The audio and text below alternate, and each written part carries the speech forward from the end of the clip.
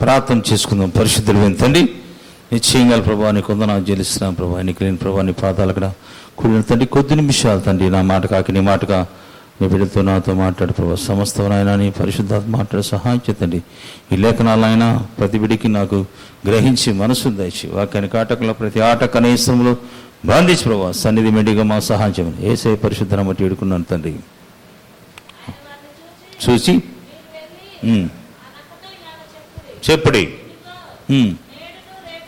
నేడు రేపు దెయ్యం వెళ్ళగొట్టుచు మూడో దినమున పూర్ణ సిద్ధి పొందెను. అంటే ప్రభు ఈ భూలోకా నుంచి వెళ్ళిపోవడానికి ఆయన సిద్ధంగా ఉన్నాడు. అంటే హేరోదు నిన్ను పట్టుకొని చంపాలని చూస్తున్నాడు అనే పైబొచ్చులు ఏంటంటే, ఆ గడియలో కొందరు పరిశీలు వచ్చి నీవు ఇక్కడి నుంచి బయలుదేరి పొమ్ము, హేరోదు నిన్ను చంపాలని చూస్తున్నాడు. ఎందుకంటే ఆయన వచ్చింది ఎందుకు? చనిపోవటానికి. ఎందుకు వచ్చాడమ్మా యేసు ప్రభు? చనిపోవడానికి, ఇక్కడ ఉండటానికి కాదు. మనం ఎందుకు వచ్చాం ఇక భూమి మీదకి? మనం ఎందుకు వచ్చాం మనకే తెలియదు. మనం కూడా పోతాం, కానీ దేవుడి చిత్తం ఏదో మనం గ్రహించలేకపోతున్నాం. ప్రభు అంటాడు, ఇదిగో లోకాధికారి వస్తున్నాడు, వాడితో నాకేమీ పని లేదు, వాడికి సంబంధించిన నాకేమీ లేదంటాడు. అందుకనే పూర్ణ సిద్ధి పొందాడు ప్రభు. మనం కూడా పూర్ణ సిద్ధి పొందాలని దేవుడు ఆకాంక్ష. వాక్యంలో ఉందంటే, భార్యలు కలిగిన వారు భార్యలు లేనట్టుగా జీవించమన్నాడు, భర్తలు కలిగిన వారు భర్తలు లేనట్టుగా జీవించమన్నాడు, బిడ్డలు కలిగిన వారు బిడ్డలు లేనట్టుగా జీవించను. కాలం బహు సంకుచితముగా ఉన్నది. మరి అన్నీ ఉన్నవారు ఏమీ లేనట్టుగా జీవించమని స్పష్టంగా అపోస్తలుడైన పౌలు స్పష్టంగా చెప్తాడు. కానీ ఒక్కోసారి మనం ఏం చేస్తాము? అన్నీ మనకు కావాలనుకుంటాం, ఏది వదిలిపెడతాం చెప్పు. కాబట్టి పూర్ణ సిద్ధి ఎవరు పొందారు? యేసు ప్రభు పొందాడు. ఆయన రూపాంతరము కొండ మీద 17వ అధ్యాయంలో మహిమతో నింపబడ్డాడంట. మత్తయి సువార్త 17వ అధ్యాయం 2వ వచనంలో రాయబడింది. ఆయన పూర్ణ సిద్ధి అక్కడ పొంది ఉన్నాడు.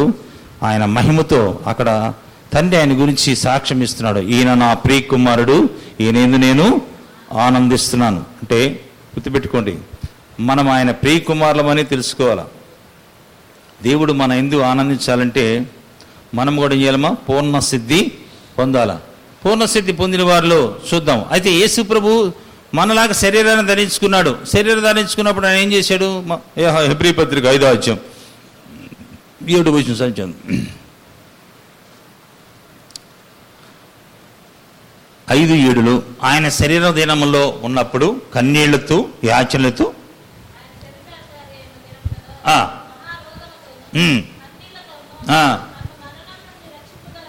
తన మరణము నుండి రక్షించగలిగిన వానికి ప్రార్థనలు యాచనలు భయభక్తులు కలిగినందున ఆయన అంగీకరించబడిన. ఆయన కుమారుడై ఉండి తాను పొందిన శ్రమల వల్ల విధేయత నేర్చుకున్నాడు. ఆయన సంపూర్ణ సిద్ధి పొందిన వాడై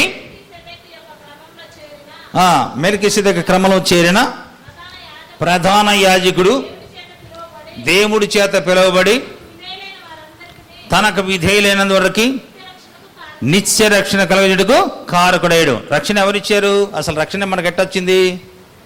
అది ఆయన ప్రాణం పెడితేనే వచ్చింది. అది తెలుసుకోవాలా. మనం ఏదో మంచి క్రియలు చేసామండి మనకు రక్షణ వచ్చిందంటే అది పొరపాటు. ఆయన మనల్ని ప్రేమించాడు, కానీ మనం ఆయన్నే ప్రేమించలేం. ఇది సత్యాన్ని మనం తెలుసుకోవాలి. మనం చేసిన నీతి క్రియను బట్టి మనకి రక్షణ కలగలేదు, కానీ ఆయన పునర్జన్మ స్థానము చేత, ఆయన పరిశుద్ధాత్మ చేత మనల్ని నింపినందువల్ల మనకు రక్షణ వచ్చిందని కూడా ఉంటుంది. కనుక రక్షణ ఆయన మనకి అనుగ్రహించడానికి ఫస్ట్ ఆయన శరీరాన్ని ధరించుకున్నాడు. శరీరం ధరించుకున్నప్పుడు ఏం చేశాడమ్మ? ఆయన శరీర ఉన్న దినములో మరణము నుంచి విడిపించేదానికి యేసుప్రభుని ఎదురికి తండ్రి విడిపిస్తాడు. మనల్ని విడిపించడానికి ఏం చేశాడు? ఒకసారి ఆలోచించాలా. మనల్ని కూడా విడిపించడానికి కార్యం అని జరిగించాడు. మరి ఆది మానవుడు పాపం చేసినప్పుడు మరణం ఎట్ట వస్తుంది? పాపం వల్ల జీతము మరణము, దేవుడు కృపావరము నిత్య జీవం. అంటే మనం ఎట్లా బ్రతుకుతాము? ఆది మానవుడు పాపం చేసినప్పుడు కూడా దేవుడు ఆదాముని గురించి ఏమంటాడు?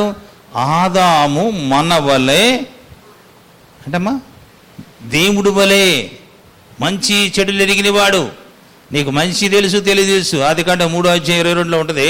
దేవుడు వలె మన వలె ఉన్నాడు, అంటే దేవుడు వలె ఉన్నాడు. పాపం చేసిన తర్వాత కూడా అదే మాట అంటాడు దేవుడు ఆదాము గురించి.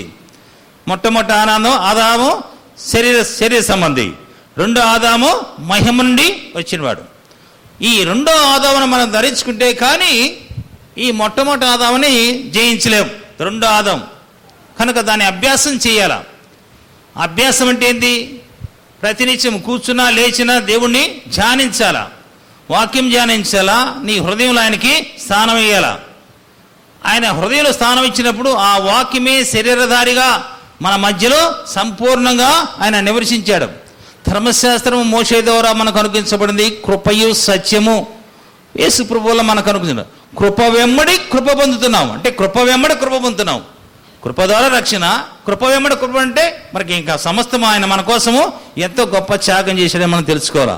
అందుకని యేసు ప్రభు సంపూర్ణ సిద్ధి పొందటానికి ఎంత గొప్ప కార్యం చేశాడో ఇక్కడ మనం పరిశుద్ధంగా ఉండటానికి చాలా ప్రయత్నిస్తాం. ఆయన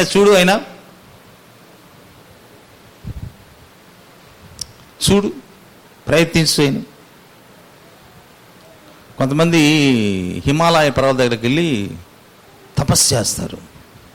40 రోజులు 50 రోజులు 60 రోజులు తపస్సు చేస్తారు. వాళ్ళ బయటకు వచ్చిన తర్వాత వాళ్ళ విశ్వరూపం కనపడుతుంది కదా. అంతకుముందు మనం కూడా చేసిన వాళ్ళం కదా. ఈ లోకంలో మనం కొన్ని వ్రతాలు రాచించాం కదా. మళ్ళీ దాంట్లో బయటకు వచ్చిన బట్టి ఉంటుంది. అన్నింటి వదిలేం కదా. దానికంటే 10 రెట్లు చేస్తారు, గుర్తుపెట్టుకుని. అంటే శత్రువు ఎక్కడున్నాడు? ఇక్కడే ఉన్నాడు. అందుకని యేసు ప్రభు మన కోసం ఎంత త్యాగం చేశాడో హెబ్రీ పత్రిక 2:10 చూడండి. సంపూర్ణ సిద్ధి పొందినటువంటి ఎవరి నిమిత్తము సమత్వం ఉన్నవో, ఎవరిని వల్ల సమత్వము కలిగినవో ఆయన అనేకమైన కుమారులను మహిమగా తెచ్చుచుండగా వారి రక్షణకర్తను. అర్థమైందమ్మా? వారి రక్షణకర్త అంటే యేసు ప్రభు శ్రమల ద్వారా మనల్ని సంపూర్ణ చేయడం. ఆయన శ్రమ పడకపోతే మనకు సంపూర్ణ రాదు, ఆయన శ్రమ పడాలా. అందుకనే ప్రభు ఏమంటాడే, శరీరాన్ని చూడబాకు. ఒకవేళ అపోస్తుడైన పౌలు కానీ రక్షణ పొందకుండా ఉంటే మన భార్య ఏమైపోయేది మొత్తానికి. శరీరాన్ని చూడబాకంటాడు. ఏమన్నా చూడాలా? లోపల ఆత్మ. అదేనమ్మా, నీ శరీరాన్ని నా శరీరాన్ని ఆయన జయించాడు. అదేందా? ఏది 99 ఆజ్ఞలు కనుక్కున్నా, 9 ఆజ్ఞలు గైకున్నా, 10 ఆజ్ఞలు గైకున్న పోటీ ఏమైంది ధర్మశాస్త్రం ప్రకారం? అమ్మా, మిగతా 9 కూడా పోయినట్టుగా 10వ ఆజ్ఞ అంటే ఏమిటో ఏమి చెప్పాడు? 10 ఆజ్ఞ ప్రేమిస్తున్నావా? లేదు. ప్రభు చెప్పిన మాట అది గుర్తుపెట్టుకుని. 10 ఆజ్ఞలు తప్పిపోతే పోయినట్టే. దొంగతనం చేయొద్దు, వ్యభిచారం చేయొద్దు, అబద్ధ సాక్ష్యం చెప్పవద్దు, నిన్ను వలని పొరుగువాని ఏది దోసుకోవద్దు, తల్లిదండ్రులను సన్మానించు. ఈ 10 ఆజ్ఞలు కూడా నిన్ను వలే నీ పొరుగువాని ప్రేమించిన మాటలో ఇమిడి ఉందంట. రమపత్రికలు రాయబడింది, అర్థం చేసుకుని. అందుకని ఆయన మన కోసం ఎంత త్యాగం చేశాడు. దేనికి? సమస్తం కలిగింది ఏది ఆయన లేకుండా కలగాల. సమస్తం ఆయన మూలంగా కలిగింది. అయితే ఎవరి వల్ల సమస్తము కలిగినో, ఎవరి వల్ల ఆయన సంపూర్ణ శుద్ధి పొందుతాడో ఆయన ఏమంటాడు? ఆయన ఆ రక్షణకర్తను. శ్రమల ద్వారా సంపూర్ణంగా చేయబడినట్లు ఆయనకి తగును. పరిశుద్ధపరచబడిన వారికి అది పరిశుద్ధపరిచేది ఎవరు? యేసయ్య. ఆయన మహిమ శరీరాన్ని ధరించుకున్నాడు. పరిశుద్ధపరచబడేది ఎవరు? మనము. ఎట్లా పరిశుద్ధపరుస్తాము అంటే దొంగల్ని, వ్యభిచారుల్ని, తాగుబోతుల్ని ఎట్లా ఆయన పరిశుద్ధపరిచాడు? ఆయన తన ఆత్మ చేత కడగబడ్డాడు. తన ఆత్మ భూమి మీదకి రావాలంటే ఏం చెప్పాడు ఆయన? నేను వెళ్ళుట మంచిది, నేను వెళితే ఆయన ఇక్కడికి వస్తాడు, ఆయన మీతో ఉంటాడు, మీలో ఉంటాడు, మిమ్మల్ని అనాథలుగా నేను విడవనన్నాడు. ఆయన మనలోకి వస్తే కదా మనం పరిశుద్ధమయ్యేది. ఇప్పుడు రక్షణ ఎట్లా వస్తుందన్నదో మనకి తీతు పత్రికలు రాయబడిందండి. కొంచెం అర్థం చేసుకోండి. జ్ఞానులైన వారు, విఘ్నులైన వారు కొంచెం అర్థం చేసుకోండి. కనుక మనకి ఆయన మనలోకి రావాలంటే ఏం చేయాలా? ఆయన శరీరాన్ని ధరించుకోవాలా, ఆ శరీరాన్ని సిలువలో మన కోసం అర్పించాలా, తర్వాత ఆ శరీరం మహిమ శరీరంతో ఆయన లేవాలా. లేచాడా లేదా? తండ్రి ఆత్మ మృతుల్లో నుంచి ప్రభుని లేపెను. రోమా 6:4 ఉంటుంది. లేచాడు. లేచిన తర్వాత ఆయన ఏం చేస్తాడు? పరిశుద్ధపరచబడిన వారికి ఒకటే మూలం అయినను ఏమంటాడు? ఈ హేతువు చేత వారిని సహోదరులను పిలుచుటకు నువ్వు విలువ నన్ను పోయి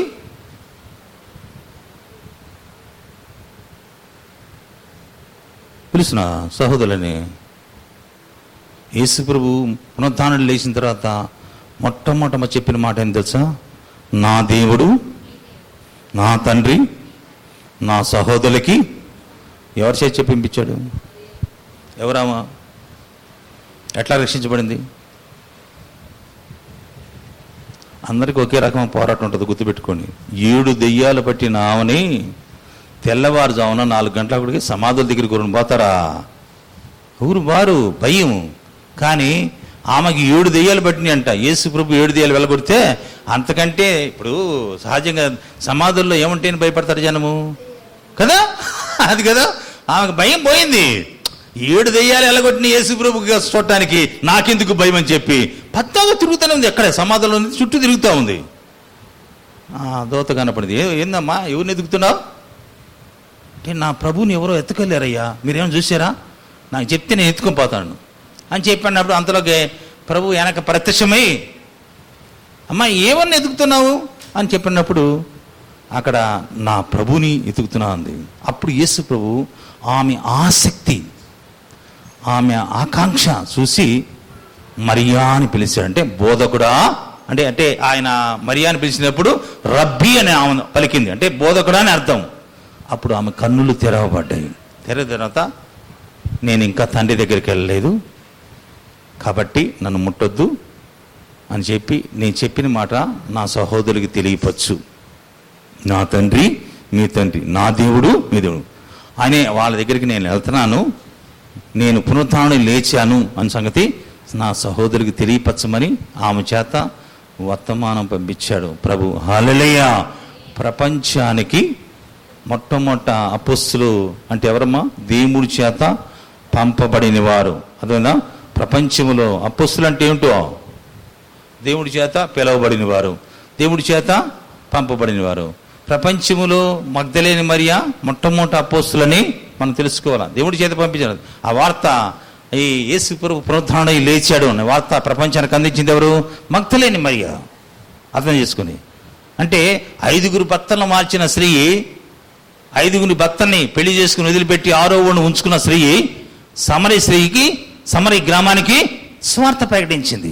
నీకు అన్నీ తెలిసి కూడా అసలు పక్కింటి కూడా చెప్పు. నువ్వు చెప్తే ఏమని అనుకుంటారు? ఏమనుకుంటారండి? చెప్తాం బాగా మాకు. నోరు తెరిస్తే ఏం చెప్పాలి మనం?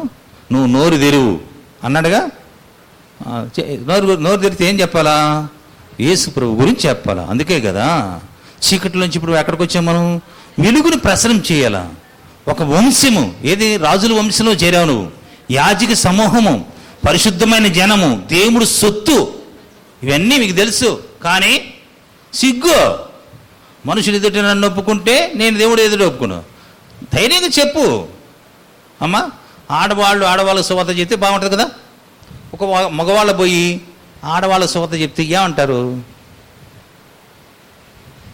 అంట? సమరసితో మాట్లాడుతున్నప్పుడు శిష్యులు వచ్చి ఈయనేంది ఈమెతో మాట్లాడుతున్నాడు అని అనుకున్నారు, అపార్థం చేసుకుంటారు. అందుకని సువార్త, ఆడవాళ్ళ సువార్త చెప్పే బాధ్యత వరకు మీకుంది. ఇప్పుడు ఇక్కడి నుంచి ఏం చేయాలి మనము? సువార్త. ప్రభు ఎంత గొప్ప ఆచారం. ఆయన ఎలాంటి వాడు? తర్వాత వచనం, పవిత్రుడు, నిష్కలంకవాడు. చదవండి తర్వాత వచనం. అది ఎబ్రీ 2వ అధ్యాయం 11, 12 చూడమ్మా. ఎక్కడికి పోయావు మళ్ళీ? చదువు.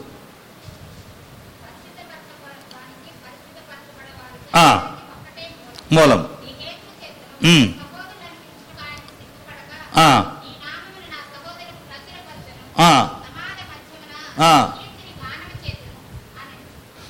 సువార్త ప్రకటించే బాధ్యత ఒక పాస్టర్ గారిదేనా? విశ్వాసులకు లేదా? పోరాటము పాస్టర్ గారిదేనా? మీకు లేదా? అపోస్తలుడు పౌలు చెప్పలేదా? ఫిలిప్పీ 1:27 చదవండి. ఏముంది కొంచెం అర్థం చేసుకోండి. పని సువార్త పనిలో ఏమైనా పాల్గొంటున్నారా? అది లేదు.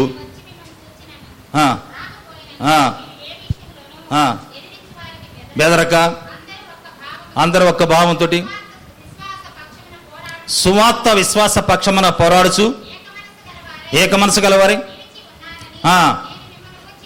వినులాగా తగినట్టుగా ప్రవర్తించుడి. వాడికి నాశనము అది కలుగునది. చూచినట్టి ఉన్నవంటి పోరాటం మీకు కలిగినందున కాక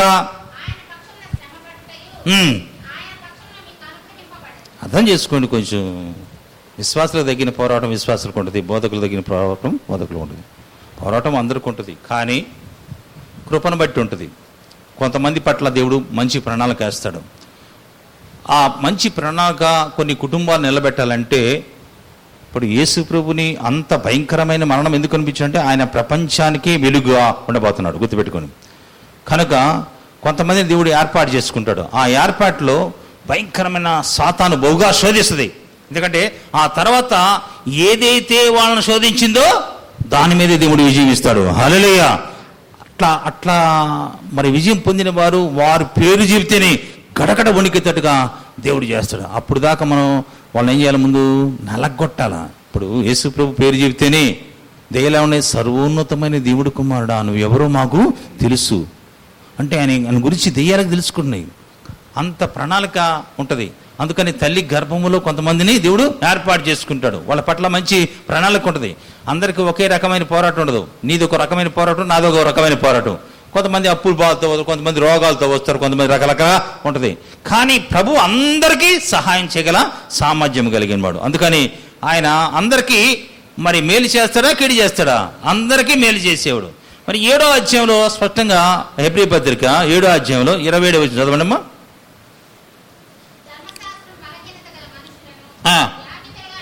నియమించిన ధర్మశాస్త్రానికి తర్వాత వచ్చిన ప్రమాణపూర్వకమైన వాక్యము నిరంతరం సంపూర్ణ స్థితి పొందిన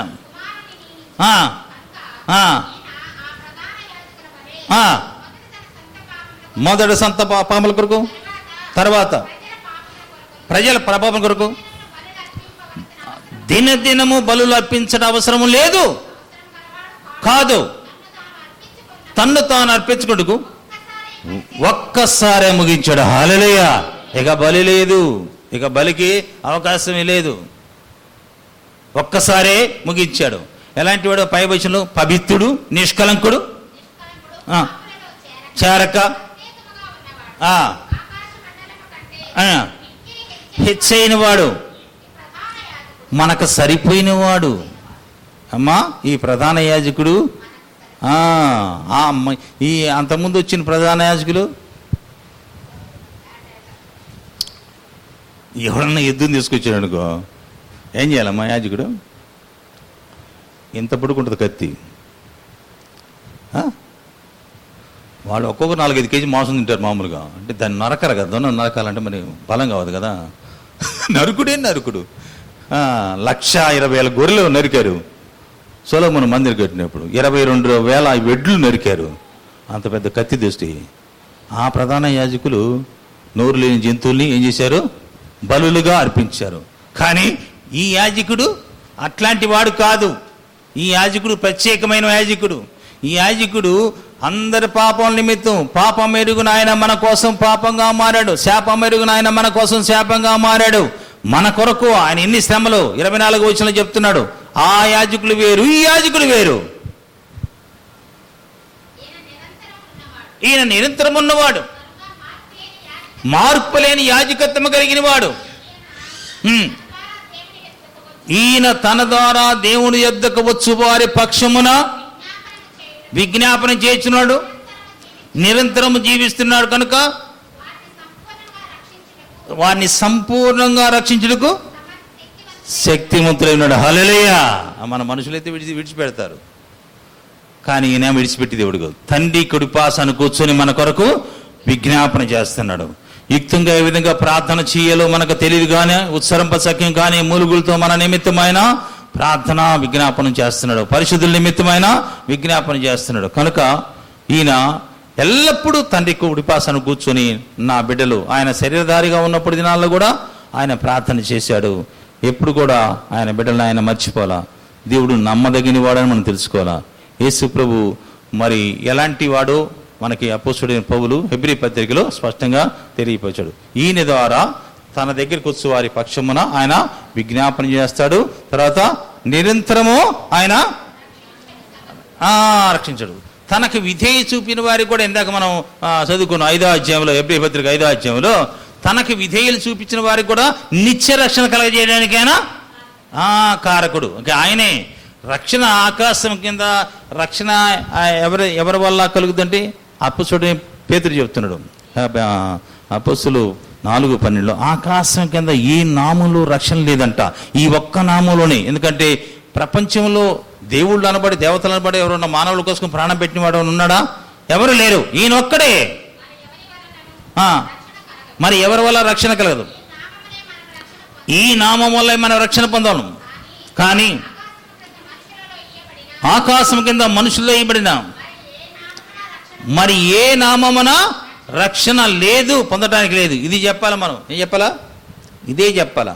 ఏ నామంలో మా సహజంగా కొంతమంది అంటారు, మాకు చాలామంది దేవుళ్ళు ఉన్నారా, మాకు చాలామంది పురాణాలు ఉన్నాయి, మాకు ఇతిహాసాలు ఉన్నాయి, మరి రకరకాలుగా చెప్తారు వాళ్ళు. కానీ వాళ్ళకి చెప్పాలి మనం ధైర్యంగా, ఈ నామంలోనే రక్షణ, ఈ నామంలోనే విడుదల, ఈ నామంలోనే పాపక్షమాపణ. నువ్వేమి చేసినా కూడా, పుణ్యక్షేత్రాలు తిరిగినా ఉపయోగం లేదు, అన్నదానం చేసినా ఉపయోగం లేదు, అదే రక్తపాక్షణ లేకుండా పాపక్షమాపణ కలగదు అని హెబ్రీ పత్రికలో రాయబడింది. ఏ రక్తము? అది పరిశుద్ధమైన రక్తమై ఉండాలా.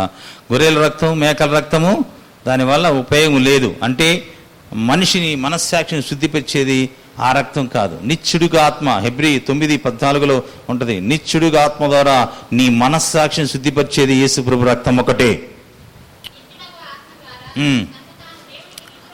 అది తన్ను తాను దేవుడికి నిర్దోషిగా అప్పగించుకున్నా క్రీస్తు యేసు యొక్క రక్తము నిర్జీవ క్రియలను విడిచి జీవము గల దేవుని సేవించుటకు మీ మనస్సాక్షిని ఎంతో ఎక్కువగా శుద్ధి చేస్తుంది. ఈ హేతువు చేత కలుగటికి పొందినదను వాగ్దానం పొంది నిమిత్తం మధ్యవర్తి అయ్యాడు. పాత నిబంధన యాజకులు మనుషులు, ఈయన మానవుడుగా వచ్చి మన కొరకు ఏం చేశాడు? ఆయన త్యాగం చేశాడు. ఈయన ఒక ప్రత్యేకమైన వ్యక్తి, పాపుల్లో చెరక ప్రత్యేకంగా ఉన్నవాడు, పవిత్రుడు, నిష్కలంకుడు, ఏ పాపం లేనివాడు. నాలో మీరు ఎవరైనా పాపం ఉందని స్థాపించగలరా అనేది ఒక్క మాట మనం తెలుసుకోవాలి. ఎందుకంటే భారతిలాగా ప్రపంచంలో ఎవరు ఉన్నారా? శైలజలాగా ఎవరు ఉన్నారా? అన్నలాగా మన బోయజ్లాగా ఎవరు ఉన్నారా? వాళ్ళు ఉంటే ఏమైంది? ప్రపంచం తారుమారేది. ఎందుకని? నువ్వు వస్తేనే, నీ ఏలు ముద్ర పడితేనే స్టోర్లో బియ్యమిస్తున్నారు.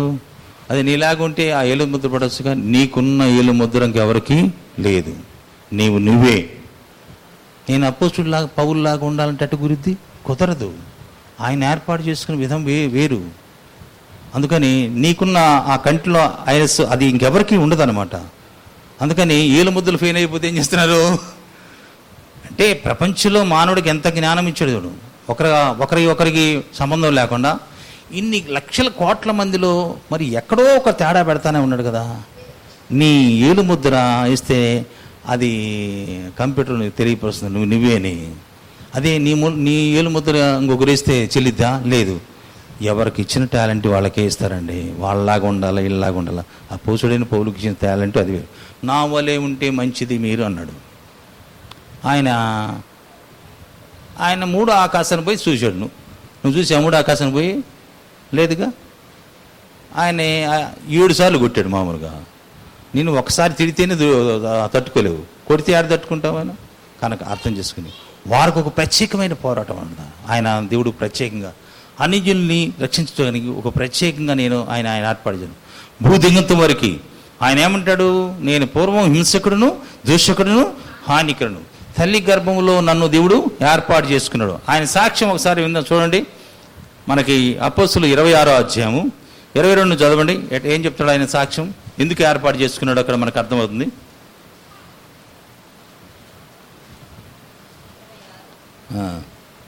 26వ అధ్యాయం 22.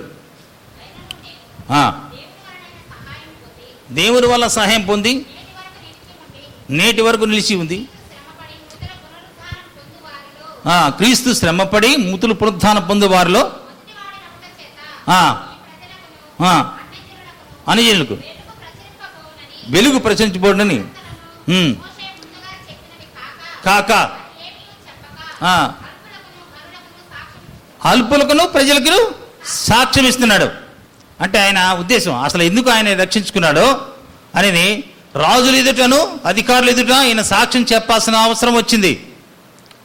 26వ అధ్యాయం 22వ వచనంలో అది ఆయన నన్ను ఎందుకు ఏర్పాటు చేసుకున్నాడు. ఇంకా అంటాడు 18వ వచనంలో ఏమంటాడైనా, చూచిన సంగతి సాక్షిగాను కనబడుతున్నాయి, నీవు లేచి నిలువుము. ఈ ప్రజల వల్ల అన్యజనుల వల్ల నిన్ను కాపాడతా. వారు చీకటిలోంచి వెలుగులోనికి, సాతాను అధికారం నుండి దేవుని వైపుకు తిరిగి నా యందు విశ్వాసం చేత పాపక్షమాపణ పరిశుద్ధపరచబడిన వారిలో స్వాస్థ్యం పొందుటకును వారి కన్నులు తెరచుటకు వారి యొద్దకు నేను పంపించాను. ఇది దేవుడు ఆయనతో చెప్పిన మాట. అది అర్థమైందా? ఇంకా ఆయన ఏమంటాడు, నేను అవిధేయుడు కాక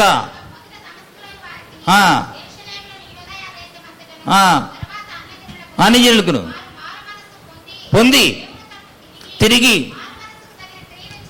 చేయవాలని ప్రకటిస్తున్నాడు. భలే మాట అంటాడు ఆయన ఒకసారి. నా వలే కాకుండా ఈ మాటలు విన్నవారంతా కూడా మారు మనసు పొందురు కదా అంటాడు. అంటే నేను బంధకాలు ఉన్నా నా వల్లే కాకుండా అందరూ ఈ మాటలు విన్నోళ్ళంతా కూడా, ఎందుకంటే ఆయన చెప్పే మాట ఎంతో జ్ఞానంగా ఉంటుంది అనమాట. మళ్ళీ నీకు సువార్త చెబితే నిన్ను సైకిల్తో బంధించినట్టు మమ్మల్ని కూడా బంధించమని అని చెప్పి అంటావని, నా వలే కాకుండా ఈ మాటలు విన్నవారంతా కూడా మారు మనసు పొందుదుగా అంటాడు. అంటే అంత ధైర్యంగా చెప్పి తెలుసా, సత్యం చెబుతుంటే ఈదులు ఎంత కోపం తెలుసా, ఈ పరిశుద్ధ స్థలాన్ని పాడు చేయడానికి వచ్చాడు ఇతను అని చెప్పి 40 మంది కంటే ఎక్కువ మంది 40 రోజులు అన్నపానం ఏంది పౌను చంపడానికి అన్నపానాలు మాని ఉపవాసం ఉండాలంట. దేనికమ్మా ఉపవాసం? దేనికి ఉన్నారు? పౌను చంపడానికి. గుర్తుపెట్టుకోండి.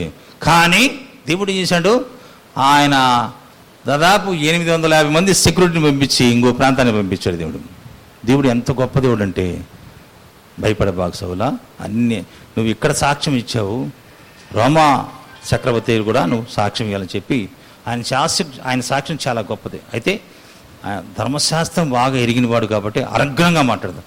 ఆయన నోరు తీసి మాట్లాడుతున్నప్పుడు సైలెంట్, మొత్తం ఈదులు మొత్తం హెబ్రీ భాషలో మాట్లాడుతున్నాడు. సైలెంట్ ఏంది మాట్లాడుతున్నాడు, నేను మీ వలే, నేను హెబ్రిడ్ని, నేను యూదుడిని, ఆ గమలేని పాదాల దగ్గర నేర్చుకున్నాను. దేవుడు నన్ను దర్శించాడు.